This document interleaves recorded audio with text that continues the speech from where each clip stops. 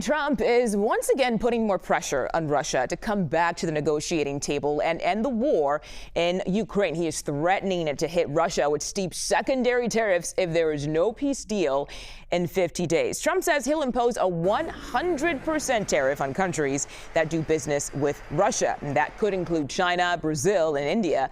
They are the big buyers of Russian oil and gas. Now, in an interview with the BBC, the president expressed his frustration with Russian leader Vladimir Putin, who Trump had once called a peacemaker.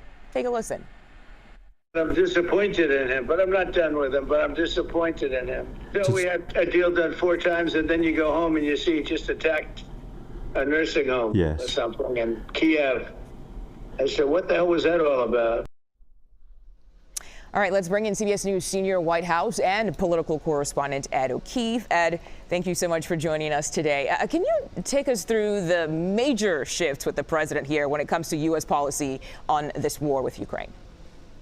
Well, we began hearing it, Mugo, when he was at the NATO summit last month and the days just before that, as he began to signal real skepticism, concern, anger with Putin over the fact that there had been several conversations and assurances or suggestions that there would be some work towards a peace deal. It didn't happen. And now, as he's saying, it's been 4 times in recent months that he's had these conversations with him, then turns around and sees situations like this that you're seeing right here on your screen, ongoing attacks inside Ukraine committed by Russia, which has led now to the deadliest month for civilians in that country since the war began 3 years ago. So, as he said to the BBC overnight, he's not done with Putin, but he's disappointed with Putin.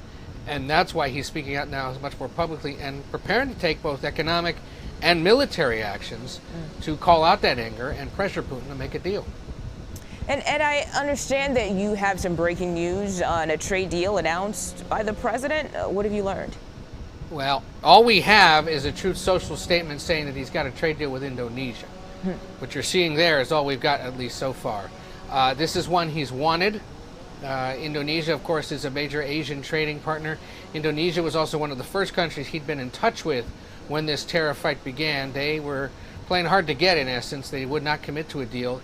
He went on, the leader of Indonesia, to meet with Russian President Putin on a previously scheduled trip to that country, which signaled to the United States that it was perhaps not yet ready to commit or was not yet ready to get that close economically with the United States. He then went, the leader of Indonesia, to that BRICS summit that was hosted by Brazil last week that the president was so concerned about, and became an official member of that group, which is sort of an economic coalition for countries in the global south or emerging markets outside the G7. For the president now to claim, at least, that there is a trade deal, we'll wait and see what it's about, but obviously that would be a big one alongside the impending deals with India, Japan, South Korea, and of course the only one signed so far with the United Kingdom. Yeah, we'll see if we learn more about that later on in the day. The president, we know, is heading to Pennsylvania today for an energy and innovation event. Can you give us a preview of what we can expect there? What we know is that this is something that's been put together by Pennsylvania's Republican Senator Dave McCormick there in the Pittsburgh area. Basically a big conference designed to highlight investment in the Commonwealth of Pennsylvania in artificial intelligence, in energy, and the idea is to invest about $90 billion in the coming years in Pennsylvania to create jobs and try to position the state as a leading hub for that work on energy and AI. Senator McCormick, a close political and personal ally of the president, someone who's using his clout and his connections with the White House to make some big economic development announcements in that state today. This is the president's 2nd trip to that state in about 6 weeks. The vice president also set to be there later this week. We used to call out the fact that President Biden seemed to visit some corner of Pennsylvania every few weeks or so, at least once a month. Now it looks like the Trump White House is doing the same thing. They understand the importance of Keystone State. Yeah. Ed O'Keefe at the White House for us today. Thank you so much for your time. We appreciate it.